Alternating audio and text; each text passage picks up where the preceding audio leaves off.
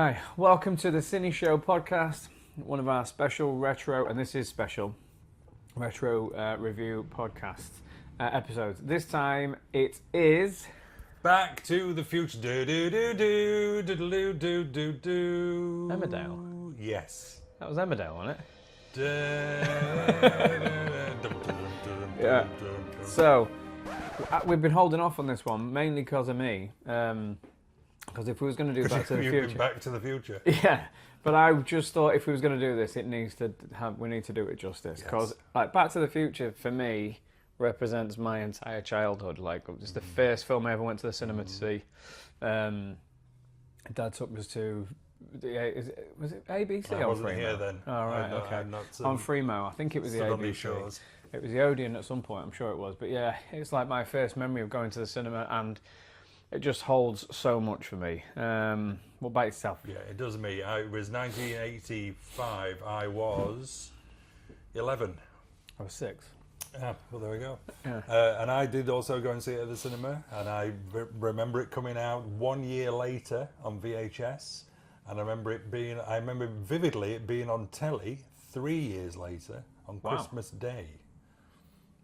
That must have been an event. And I was in a hospital because I think my gran was in hospital, so we were visiting her on Christmas Day, and it was on the telly in the hospital, and I wanted to watch it. It was there for my gran, but my dad had got it on record at home on the old VHS. And that was recording so on the we were recording at the same time. Yeah, nice. Yeah, no, massive part of my life as well. Massive part of my life. But favourite film of all time? It's my favourite franchise. Yeah. Definitely over Star Wars and things like that, which some of my friends would probably think was a bit strange for me to say out loud. But I judge my films a bit differently, so I wouldn't put... I think Back to the Future is in its own category. I won't put it in my top 10. It's its own. It's Back to the Future.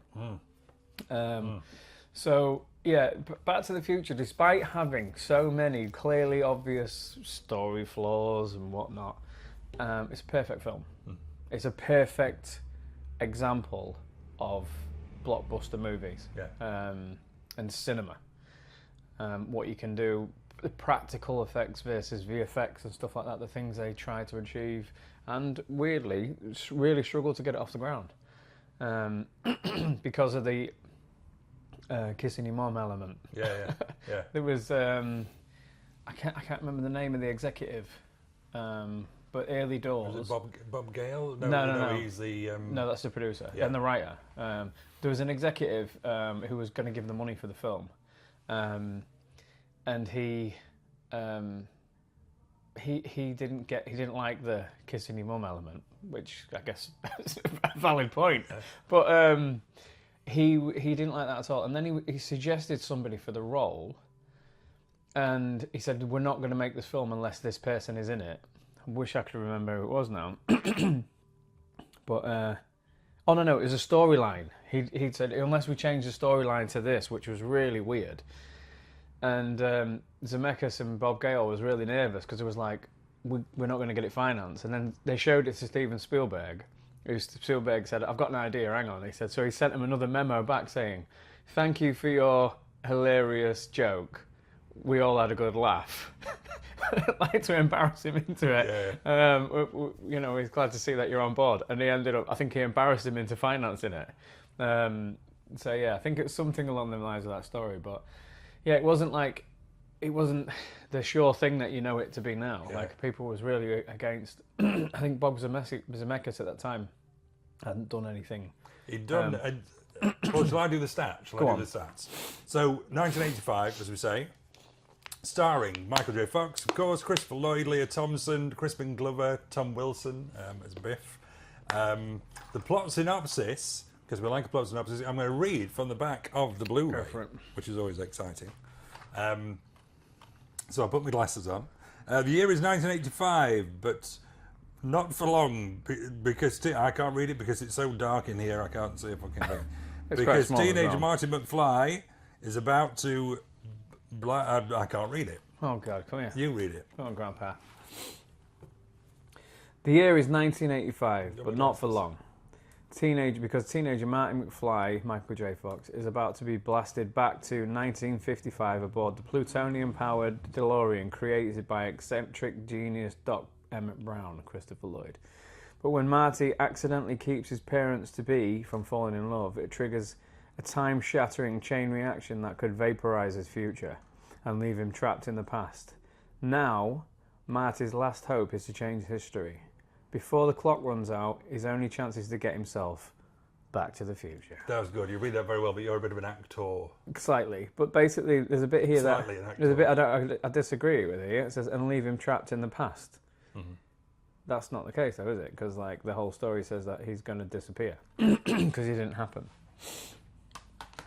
So I kind of disagree with that. Whoever did the marketing for that, we'll give you that. Yeah. Should we have a little bit of a clip? Yes, definitely. Where is it going to be? You're editing this one, so it can be wherever you want. All right, okay, hang on. Make it as crazy as you like. So it'll be coming through the back there, right? Like the DeLorean, and I'll going to do that. And I'll put. Ready?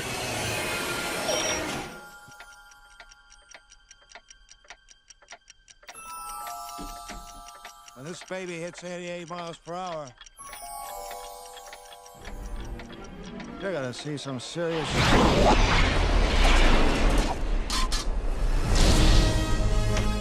I'm from the future. I came here in a time machine that you invented. Great Scott! 1.21 gigawatts! What the hell is a gigawatt? Hey, McFly, hello? Anybody home? You're George McFly. Who are you? Dad! Just relax, Calvin. You've got a big bruise on your head. Well, that is your name, isn't it? Calvin Klein? It's written all over your underwear. We're sending you back to the future.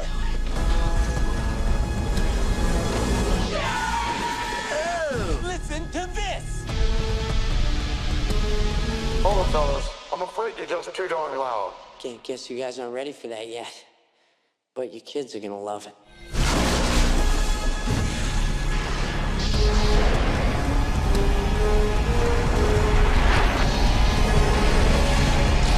Roads?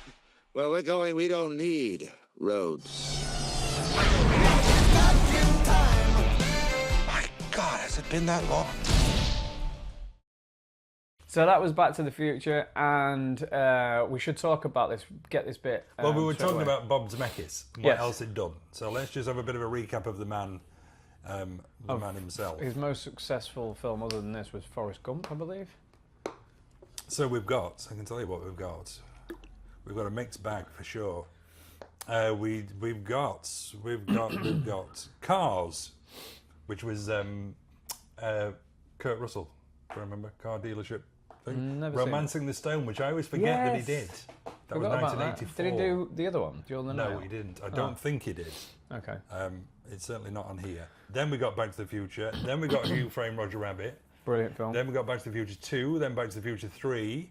Then we got... I don't know what the hell that is. Two-Fisted Tales. Oh, it was part of Tales from the Crypt. Okay. He did a short for Tales from the Crypt. We then had Death Becomes Her. Another one you tend to forget about. That was, a bit. 92. Then 94 we had Forrest Gump.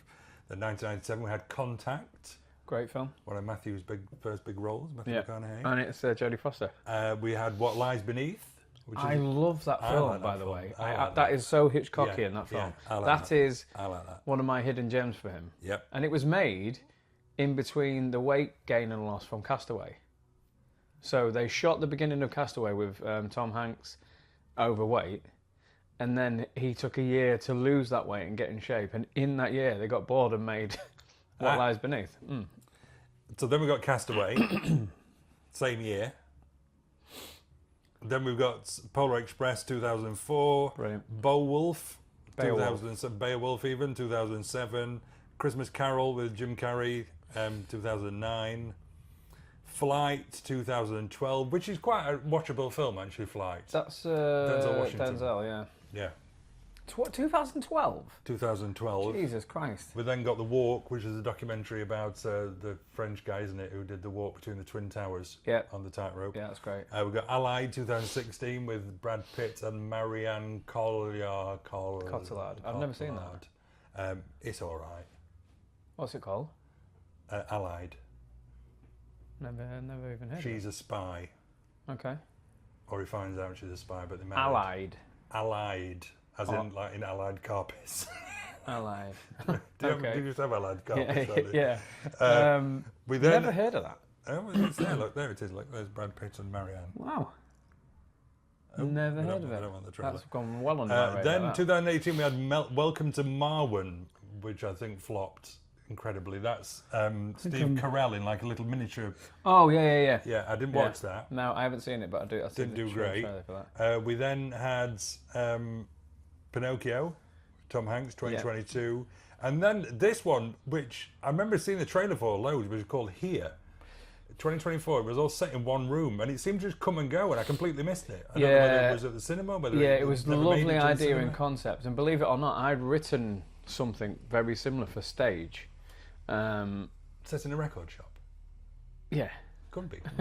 No, I'd written a short play called Bed, and it was about a bed that sort of over generations, might be giving it away, someone nicked my idea. Over generations, the bed stays there, the characters change, so it's like a young couple before the war, then you come back to them when they're getting older, and the story intertwines between them, but the bed stays there. It's all on that one set. Yeah. Is it the same people on the same bed all the time? No, it's like generations of families, so there's like, and certain things happen, so there's like things that happen within a bedroom, there's like cheating, and there's some domestic sexy stuff in it? Yeah, some domestic abuse, some babies being born, people passing away. Does the mattress get changed? I'd like to think so, yeah. What happens is, what does happen in the play is we have our stagehands come on and quickly check, like cover over the sheet, so the bed actually looks different, and we do little differences to it. Haven't actually produced it yet. But I'm in the works of getting that finances. Yeah, it's only a short play.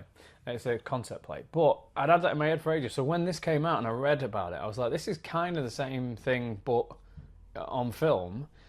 And the reason I never wrote it is because I like to write a lot of shorts. And when I came up with that idea, I thought, I don't think that would play out as a film, like a short film called Bed. Because I just think that constant fixing thing for any period of time, 20, 30 times. It's great in an advert where they do the little transitions where thing stays where it is and then something changes over that. For an advert, it's like content. But as an actual narrative-based film, I just didn't see how it played out. Whereas on a stage, your eyes can move away from that set. Like, even though the bed's there the whole time, your eyes can move away, you can go into, and we can do that. We can play it a little bit more like that. So I went against writing it as a short film for that reason. And watching Here kind of made me think I was right. It very first starts at like the dawn of time. So like it's like the earth, and there's like animals, and I think it actually starts at the Big Bang, and then dinosaurs get wiped out, and then things start growing back on that spot. It never moves. And then people like build a house on it, and then that house gets developed. But it goes backwards and forwards and things through time to interweave a story. And it was very trying. It does not move.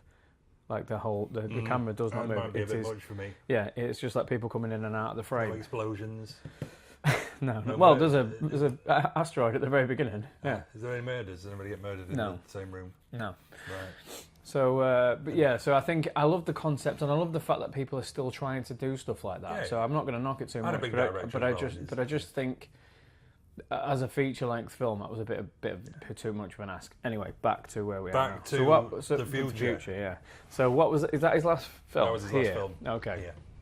So yeah, kind of. I mean, as a director, everything's subjective, I guess. But he's kind of, I think, he's tailed off a little bit into not really.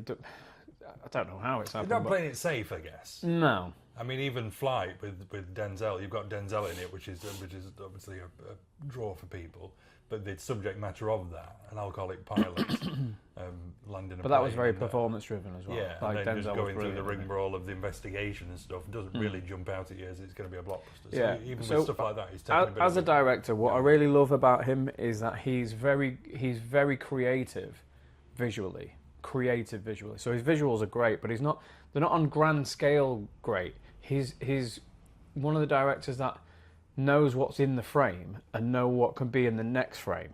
So some of the tricks and things that Zemeckis and his teams that he's put together have done, like actual physical effects, to this day, still stand up. Like the effort put in, and I wish more films did the effects, like the way that they go about making that effect happen.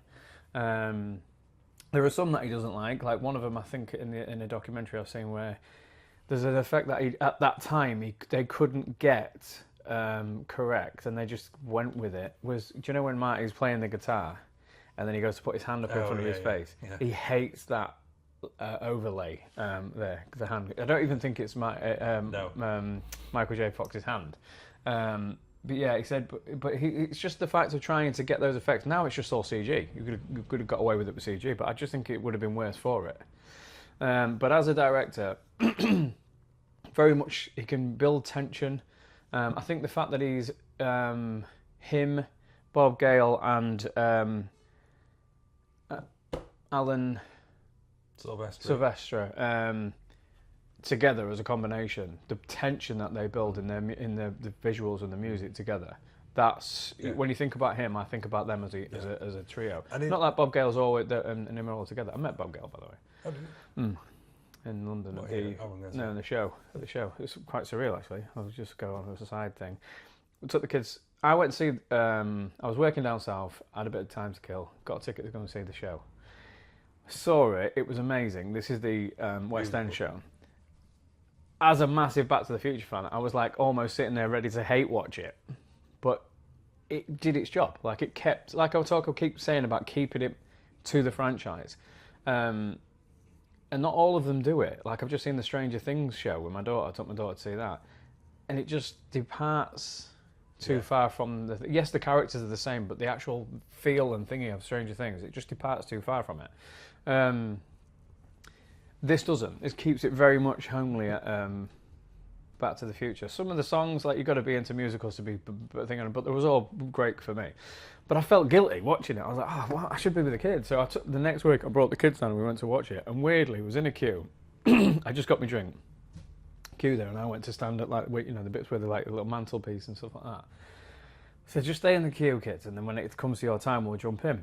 So as I was there, I was looking behind. I was like, is that Bob Gale? I was like, as I was looking at it, I was like, I think that's Bob Gale. And then as I went to go and get the picture, he went, you guys like me to take a picture? And I was like, no, but you can get in it.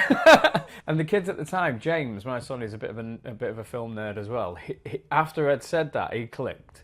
But my daughter, I think the whole time taking that picture, did not know who it was until after the picture was taken.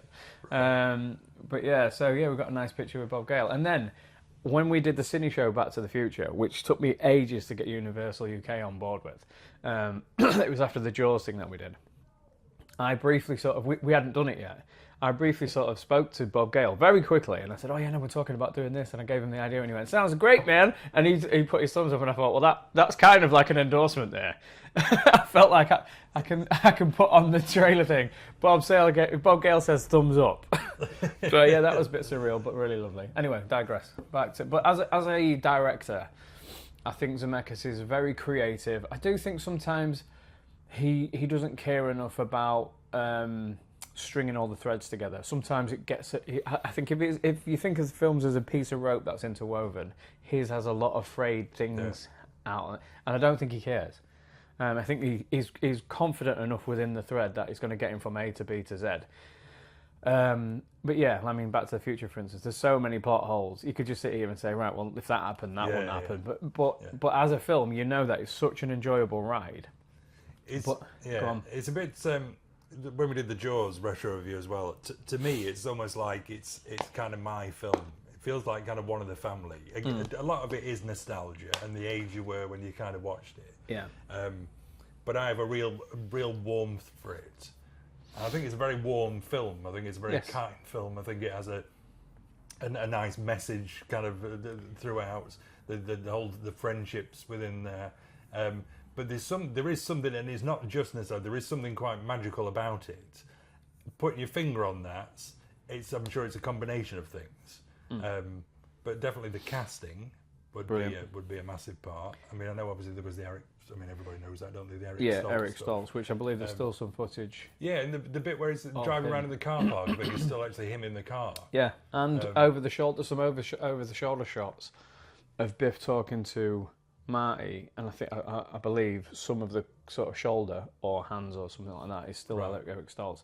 But that's an example of how producers and executive producers, the money men, getting involved can sometimes be a massive hindrance. He was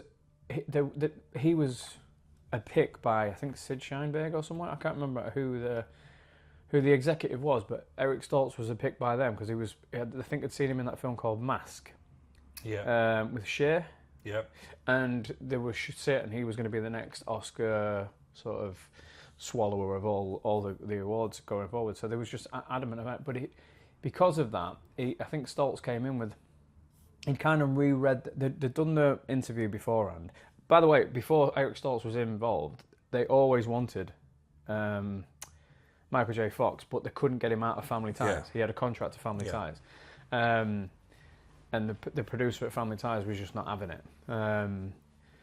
So what had happened was then they looked at this Eric Stoltz guy who was being pushed by the executives, but neither Gale or Spielberg either or Zemeckis thought he was right for the role. All thought he was a great actor. Neither of them thought he was right for the role. And even though they had these pre-meetings and they're like giving up the vibe and they're like, right, so this is what it's going to be. It's going to be like this really fun adventure thing. He came to bring, almost like he wanted to get an Oscar for doing it. So he brought it really down and dark and the energy was really low. And that's what they had an issue with. And apparently they'd shot like up to 2 weeks with. And in the end, I think Spielberg backed it as well because he's an executive producer on it. I think him, Gale, and thingy just basically went to the a lot of it was about executives and said, look, the comedy just wasn't landing as well, wasn't it? That was and they were saying we need to do everything. So they went back to somebody with a bit of sway, went to the producer at Family Ties and said, look, could we do a joint thing here as long as it doesn't affect your program? And they was like, if he's here on time every day and it's not affecting the output, then sure. So he was going from Family Ties straight in a car to shoot at night, which most of the Back to the Future shots was at night. He was working like 22-hour days shooting and on virtually no sleep. But it just goes to show, because you can't, no disrespect to Eric Stoltz, who was a great actor. No, but casting is so important. Yeah, you've just seen how important that is. You know what I mean? Because you see some of the scenes that is in there, it's just not the same tone, it's not the same vibe. Yes, the effects would have carried, but Michael J. Fox does make that film. Him, and Christopher Lloyd. Every girl that I went to school with fancied Marty McFly. Yeah. Around that age of being kind of 11, 12. Yeah, because he was an adult, one of those American actors, adult that looks like a kid. Yeah. He looked like he could be at college. Sorry. Yeah. So casting, that was a great thing. Christopher Lloyd. I can't remember who else was. There were some other people, big names. Yeah, I can't remember now, but I remember watching a documentary. I can't remember who it was. But another person who just made that film. There's so many films, classic films, that if we was being honest with ourselves, you could say, yes, they was good in it, but you could see someone else in that role. You could see someone else. I just feel like Back to the Future, particularly for Michael J. Fox and Christopher Lloyd. I can't see it working with anyone else. No, and they do. And they do genuinely from the beginning. And when you watch it, and God knows how many times I've seen, but when you watch it, they do genuinely seem to be friends. Yes. That relationship they have on screen is a. And I know Christopher Lloyd's not he's quite a quiet man, isn't he? I know I've seen him in interviews before where he's kind of not even spoken. Which is weird when you see him in like his character in Taxi Driver. He's always and kind like of saying, that. thinking like Who Framed Roger Rabbit and that kind of stuff as well. But their relationship on screen is just really nice, isn't it? It's sweet. They genuinely do care for each other. There's like a question always asked about them is like, how did they actually meet? Yeah. I think it's in. I think there's like some Back to the Future comics where somebody's like fan done it, and I think officially they've greenlit that could have been a way that they've met. But it does beg the question, like, how does this teenage dude and this old crazy nutcase, how did they meet in the first place? So much that they're that comfortable with each other. Yeah, something about the invention stuff, maybe.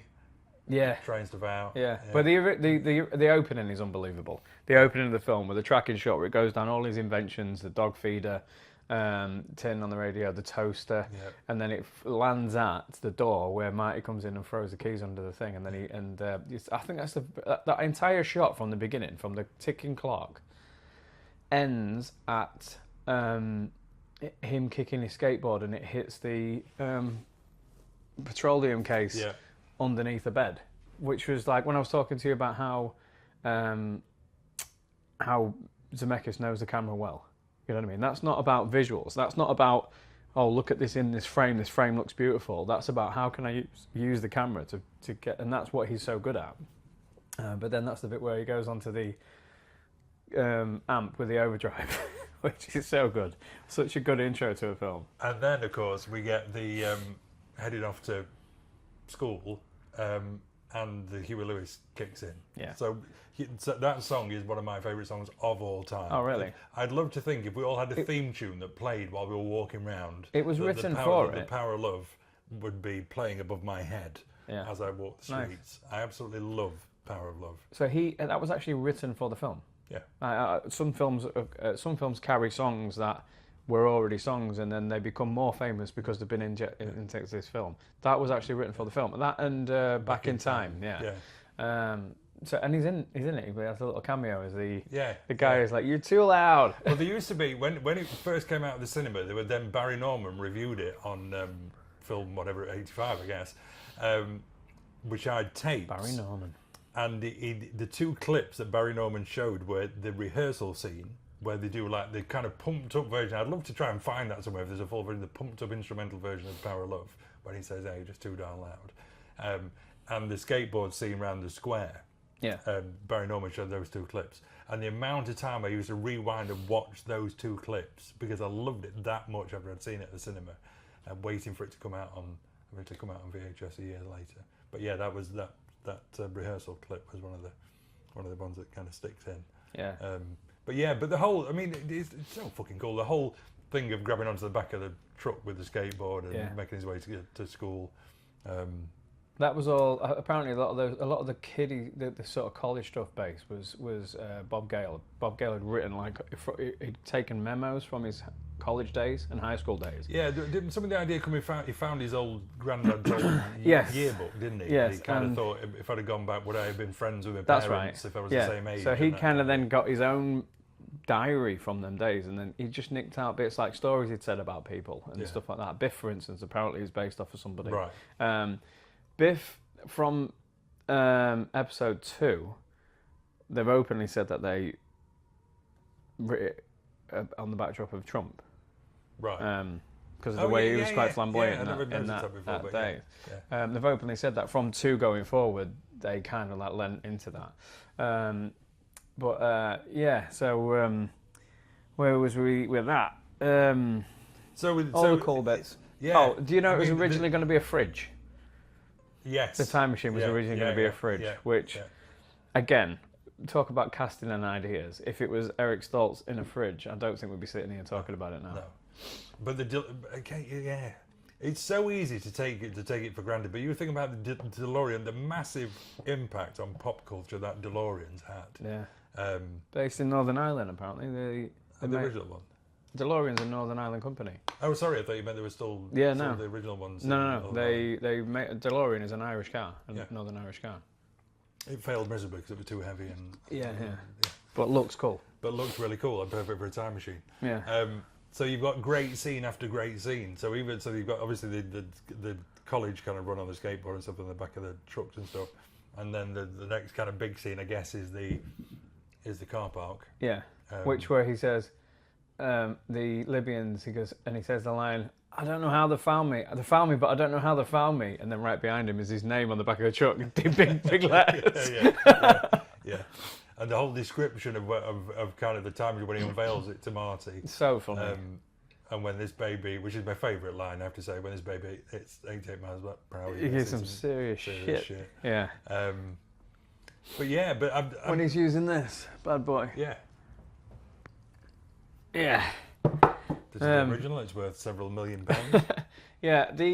This is going back to like this. The original Futani thing that they built onto. It's just like that level, even at the blockbuster film level. The way that people used to put stuff together, it's just unheard of now. People would, even if most of the time on films with an unlimited budget, even if you're basing it off an original piece, or you probably wouldn't base it off an original, like a company that's out there now. You just create something from normal. But sometimes now, even though if you're going to base it off something that's already in existence, they'll still create it from scratch. They won't go out and find stuff and build to it. And I just think that's taken away. I miss that. I miss the days where people was having to use their brain and ingenuity to come up with some really cool shit. I only just found out the other day that, in Star Wars Episode 1, the comlink that Liam Neeson uses? It's a Gillette razor. That's Star Wars Episode 1. I miss all that. So there was so much of that going on in this film as well. But so from that one, that's as a geeky note, that still exists, that car park, but I think they've just ripped down just recently torn down the actual mall that it was on. Okay.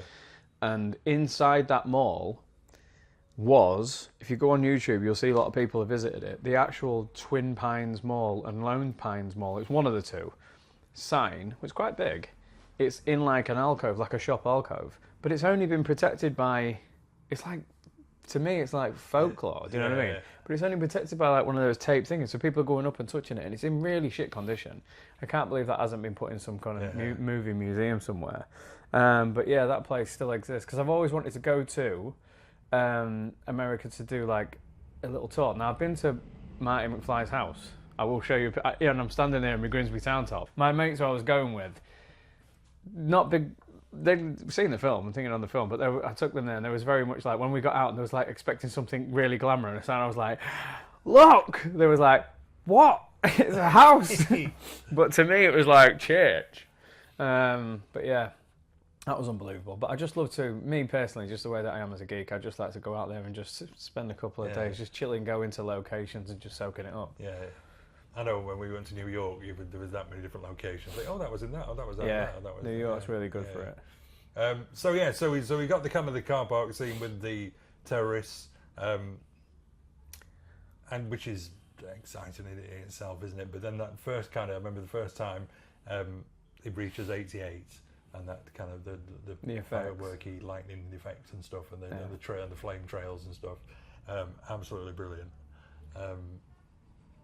And then he goes back to the guy, old man Peabody who breeds pine trees. Yeah, and that's every single scene you go from is like, you stand it up on itself. You watch it on YouTube, you're going to enjoy that scene from start to finish. There's no sort of like, there's no lapses in it. No, that bit where the family is mistaken for an alien, and that the kid gets the thing up, and he's like, "It's an alien!" Yeah. But one thing I love, this is, I think, the first time you see Michael J. Fox, and you talk about like characters and stuff like that, he trips over everything. Like, I don't know if it's on purpose or what, but if it is, it's brilliant. But his clumsiness really does make this thing. Very physical. So there's a bit in it that just cracks me up so much, is that when the way he gets shot at, and I think, when he comes out of the barn, he goes, "Sorry about your barn," and there's a big shotgun thing near it. Go back and watch it. The bit where he falls back in, it's just comedy. It's just pure cinema. But he constantly does it. I think he does it as well when he's walking up to the town square. He does it so many times in the whole thing. But it's just like character like that. It just brings out a character. You just know he's clumsy, and he's always like bewildered by what's going on. But yeah, so I do have a little bit of a. I know it's all plot holes anyway, but I do have a little bit of a gripe with that. When he's in the barn, it's clearly like deep into the night, and then he drives off, and he's like gets out of there, and he drives off, and he drives down the road, and he pulls up at where the Lions estate where he lives, and it's not there anymore. It's daytime. Yeah. It's like full morning, and I think the whole thing happens in seconds. Yeah. So that was a bit of a leap. Yeah. But yeah, then he hides the car and he walks into the town centre where Mr. Sandman comes on. Yeah. Yeah. And picks up the paper. It's just everything about it. I just really love it. And the very first scene where he meets his dad as well. I can't see there's just something about Michael J. Fox that's able to contain all that. Genuine, this is what's going on. Is like half discovery, half still like what's going on. So many films where crazy stuff happens, the actor, and through no fault of their own, it's from the story, then start acting like it's all normal, and then the story starts. But you're in these really bizarre circumstances. The biggest thing is sometimes when people get killed in front of them. And they're just like, oh my god, and then walk off there. You would just wouldn't a normal person in real life seeing someone shot wouldn't just respond like that. But Michael J. Fox tends to have it through the whole thing. Yeah. He tends to have this thing what we're feeling like this is mental. Yeah.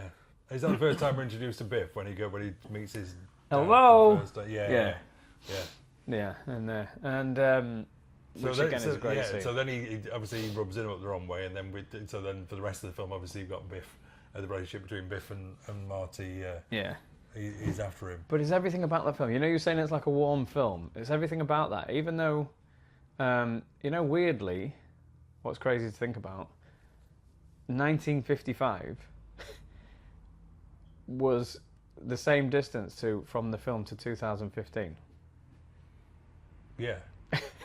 We're 2000. Yeah. So we're 40. So it's a longer distance. Yeah, so yeah. think about the Yeah, difference between 1985 and 1955 with that film. Yeah. How crazy that distance going back is. Now, if we're going back, we're looking at 1995. Yeah. And whatever was happening then. So it's just like the stuff like ripping the paper out. It wouldn't be that different for us, really, now, would it? Not as different as that. No. I think it would still be 95 would still be massively different because mobile phones in 95. Yeah. Cell phones was not particularly there was invented and people had like mobile phones. I'm sure. Didn't we have the kind of the Nokia? 95 it wasn't en masse. I think they started going into Sure, the one for work, maybe. No, it was 98, 99 going into the 2000s where there was like everybody was at consumer level. So would there be that? We'd still have the yellow pages. Not such a massive difference, I guess. No. As there would have been. No, I don't think so. 55. There was like a big technical revolution between 55 and 85, and I think there is now as well, but more so just in detail. But we would have still had the yellow pages and stuff like that. So the bit where he rips Doc's name out of the book and stuff like that, just that all gives you the feel of like being in a different time. They don't spend too long on that either. I mean, they could have. No. That'd be one of those situations where he meets him and he's trying to convince him, and he could be at it for bloody ages trying to convince him that he's who he is and all the rest of it. And that gets resolved fairly quickly, doesn't it? Yeah. That Doc kind of takes on board what he's saying and kind of believes him and stuff. And then you've got Doc's house. I'd love to go to that place. Yeah, That's somewhere I nearly yeah. went when I was in LA. Yeah. Like I nearly went out there. Yeah. Doc's house is just like fantastic building. You've got to question where he's getting his money from, but Yeah. but yeah, then he does go out to Doc's house, and that scene, everything's a good scene. The scene with the hat, where he's got his, He's all over the it means that this damn thing doesn't work at all. yeah. But the whole scene where he's like giving him, and then he runs off, and then he comes out and he goes, "Interesting story, future boy, but how would you possibly know about it?" And then he gives him the rundown about how he hit his head on the thing. But another geeky story about that is I've made my own. You know the sketch that Doc draws? I've made that, printed it, got it framed, and it's in my toilet in a frame saying, because all the best ideas come to us on the toilet, or something like that. Yeah, proper geek me. So we got the relationship. So then we obviously got the family relationship. Then so he's already met his dad. Then obviously his mum, and that's the bit you were saying about at the beginning, whereas people who wanted to fund it and stuff weren't that keen on the whole relationship with his mum. But he's done so well, and it's funny. It is still a bit. Yeah. Yeah, because I mean that film and Star Wars didn't. There's a bit with Luke and Leia in it. What's a bit questionable if you're going to tell the story, because that's in the same film where they reveal that he's Darth Vader's his father, but they don't reveal the sister till Return of the Jedi. So he questions whether they actually knew about it then. But when he stands up, you've got that, and I mean, I don't know why it was so accepted to put sort of incest in, or suggestions of incest in films in the 80s. Where does he come from? Yeah, where does he live? I don't know, but I'm gonna find out. So I guess the elements of that here, not knowing that it was there, so but still the concept of it is a bit creepy. It's an icky feeling. And I think every son in real life talking to their mum, if that ever was on, it would be, if you was watching it with your mum, it'd be a bit okay. So yeah, that's always been a bit of a contentious thing. And then that kind of brings us to, which is probably, I'd say this is my favourite scene, and that is the skateboard around the square. Yeah. So when he breaks off the little bottom thing, of the kids' trolley which thing. I was going to bring today. We've got got a prop of the wooden one and the 80s one. I've got all three. Yeah. I was going to get them all lined up there. I'll have to show you them in pictures. But I think that's brilliant. The way that's filmed as well, the way that the mum again is kind of seeing, because he's trying to put her off him. But then she's seeing him do the coolest thing that anyone's ever done in town. And it just makes things worse. Makes things even worse. Yeah. Which is brilliantly clever. Yeah. But and then I think that comes. Well, one thing we've missed there is the biggest plot factor in it is that he follows his dad after that thing, and his dad was a peeping Tom in the tree. Yes. And then he stops his dad from getting run over, which is the whole catalyst for how all of a sudden now his parents are not going to meet and get together. Yeah. So that comes after that, and then I think that's where he ends up in her room, because it was her dad, that his granddad that knocked him over. So yeah. So obviously the scene with the skateboard and stuff, and how that ends as well, where he with the car sideswiping into the manure truck. Yes. Just a brilliantly contained little action scene. And also too crazy about it. Yeah, and also I love the fact that manure thing keeps getting called back in the film. Yeah. But it never gets tired. It's like it's done at the right times. Whereas a lot of things, when they call back, they overdo things. We were talking about Happy Gilmore recently, where they just literally just remade the first film but worse, because it was just all callbacks. Stuff like that is where people just know the story, where it's going to be. I think there's a lot of stuff like that. There's a lot of callbacks within the three films, and it just works, and it just makes it more like folklore. When you say a line from the film and stuff like that, it just gets it into your psyche. But that's that. And then he just spends the whole time trying to get them back together, and then it comes up with the enchantment under the sea dance. I just think the dynamics between Doc and Marty during this period are so good. There's a scene where.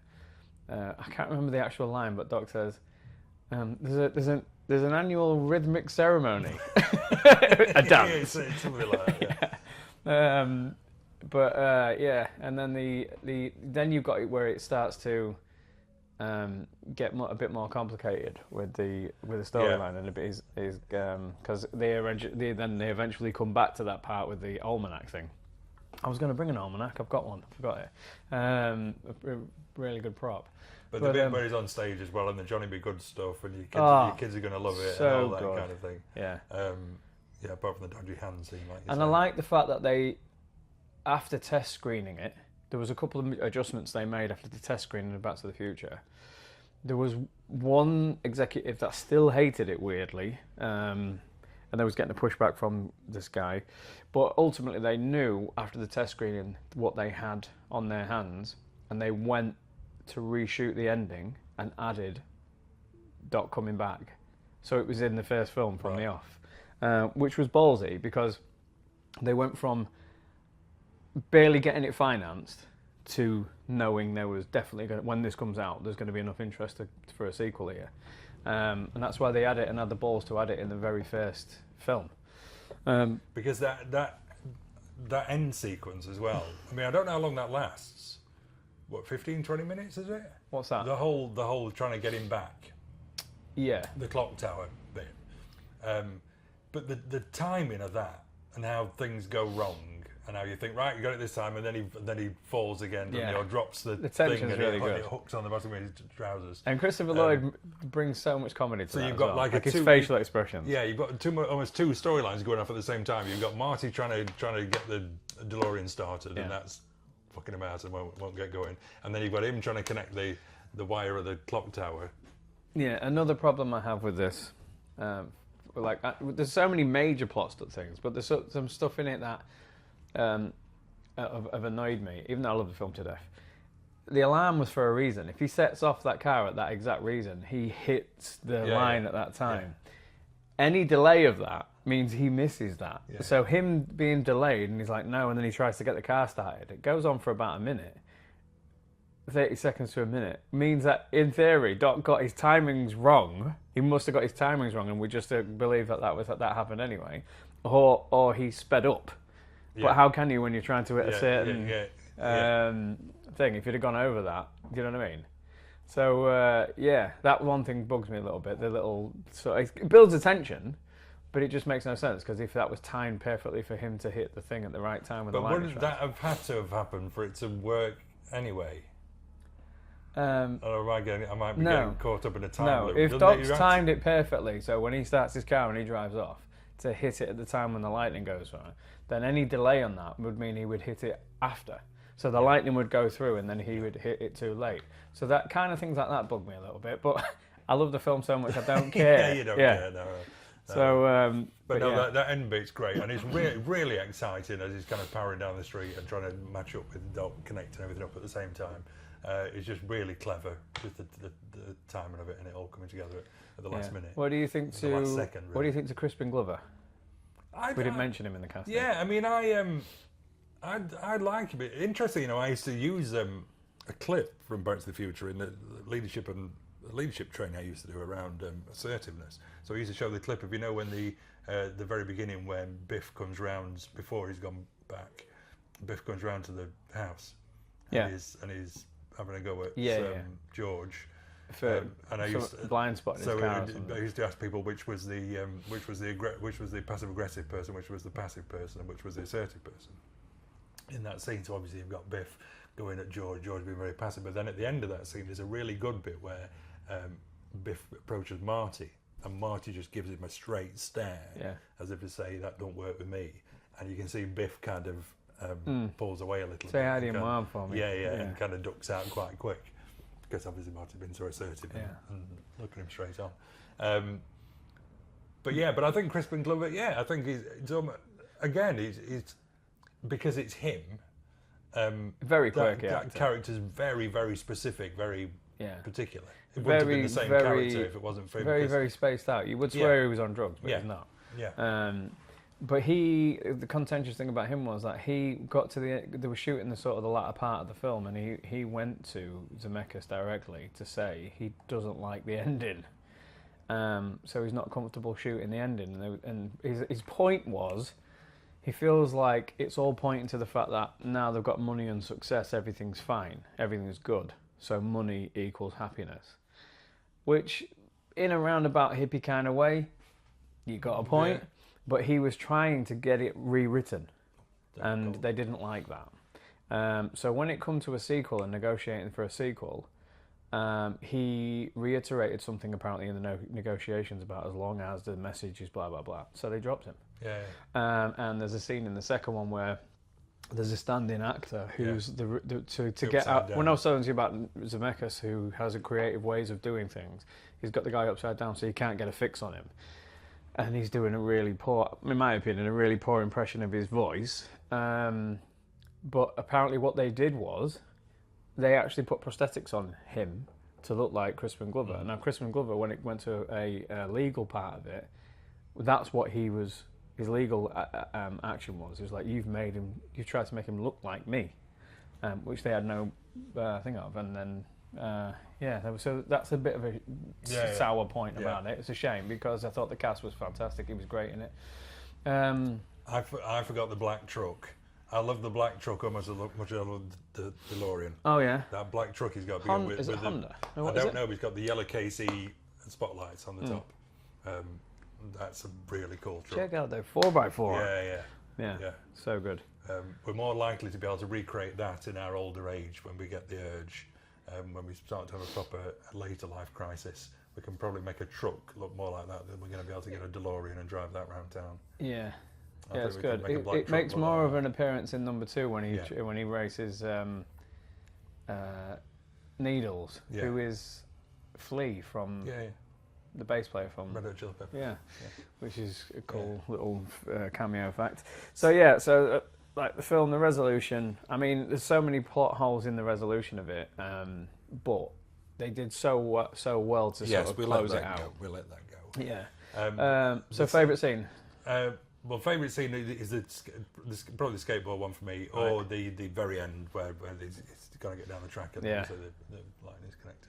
Yeah, sometimes I forget which scene's in which film, because I do like the one where he's got the almanac from Biff in the car and he's in the tunnel. That's the second one. Yeah, so like I always sometimes get mixed because I like thinking it. So that I love that scene. But of the first films, I think it's probably the same where it's the whole tension in like when he goes back from when he gets the when his mum and dad go back to him getting in the car and him trying to give him the "you get shot" letter, which is quite thing as well. And then all that to the resolution, and then the obviously the ending where he said, "Oh, what the hell?" and he's read the thing and he said he put a bulletproof vest on, which again, bit risky. Why not just tell him that you know when the thing is? So. And the score as well. I mean, it was back. We've talked about this before, but it was back when we had proper soundtracks for films. Yeah. Look, we've even got the vinyl here. And this is sealed. Yeah. Lovely. They're still making brand new. And this is one of those soundtracks where it didn't necessarily go that well together. So you've got all sorts in here because you've got the Wallflower Dance and the Power of Love. And you've got the score, the theme tune as well. You've got Earth Angel in there, plus a bit of 80s pop. So as a genre of music to be on the same record, it is The kind Night of all Train. over the place. I might purchase this from you. That's not why I wasn't upselling. But yeah. I've got a CD as well if you want a cheaper alternative. No, that's awesome. That. But yeah, the soundtrack's great. The score, the actual score, is one of my favourite theme tunes to a film of all time. The Emmerdale, as we said earlier. Yeah. Marty! Yeah.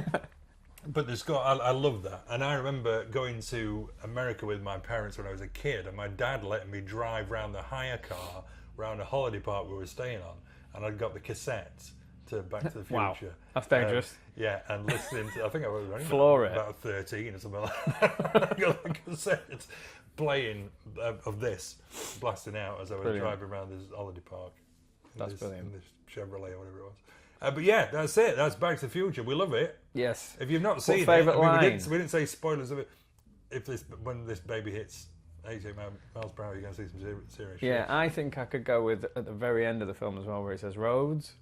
Where we're going, we don't need roads. I've stood on that exact road as well. I did read something about that as well, where that last scene, they didn't have the special effects done. So the test audience saw that. It was in black and white, I think, that last bit.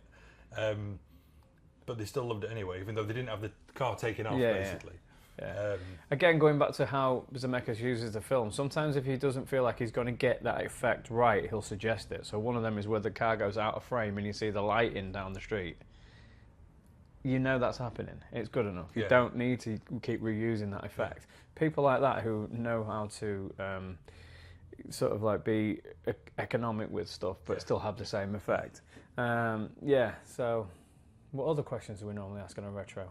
The favourite character? Character, it's Marty. I don't think it's got to be. Even Doc's we being could try and good. be clever and say, oh, it's Biff or whatever, but it's Marty. Yeah. It's such a good performance. It's just perfect. For that character, his performance is perfect. I mean, it's the same with Doc as well, isn't it, with Christopher Lloyd? But you could, like you said, you couldn't have anybody else doing it. No, this is no exaggeration. I've probably seen that film start to finish over 50 times. Oh, easily for me as well. Yeah. Over 50, easily. Possibly. I don't know, but it's phenomenal. Which is you better of the two sequels? The second. I think so as well. Why, yeah, because I'm not so keen on the character that the Doc's partner this in the third effectively sort of made the second one. Yeah. I'm not so keen on the romantic elements. With Clara. With Doc in the third. With I Clara. love that. I think it's more her performance. I think she's a bit. She's kind of like that in everything that she is. Mary Steinberg. Steinberg. Steinberg, yeah. Something like that. Oh, I like that. I actually thought it was a nice side of Doc as well, because you'd seen him so manic. And he's also not made fun of Marty, but he'd kind of like made light of romance when he'd seen Marty and Jennifer and his mum thing. And then all of a sudden he gets struck by it. I thought it was quite good. And I think over the three, Tom Wilson did an unbelievable job. Playing those different iterations. It wasn't really that much else afterwards, was it? No. He was in a TV show, and apparently he's a stand-up comedian. Yes. And he did a great... I'll link to it. We'll link to it on this, but he did a great song about people asking him about Back to the Future. Have you ever seen it? I think I have. Oh, I think mate, I've seen it in a so documentary. funny. We'll try and put the link in there so you can click to that, but it's so funny. He's on about people asking him about how did the car work. He's like, it's a movie. It's so good. But we'll go. Yeah. I think we'll give Back to the Future so good that at some point we'll come back and do a retro review on the sequels. Yeah. So we'll just try and keep this as the first one. But okay, Back to the Future. If we don't do stars, but I mean, out of 5, 6. Yeah, it's got to be. And I actually want to go and watch it now as well. Yeah. But anyway, right. Thanks a lot, guys. That's been our retro for Back to the Future. Please discuss this one and give us a like.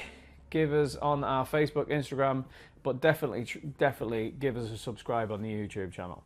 And that's all from me. Thank you. All right. Thanks for watching, folks. See you later. See you later.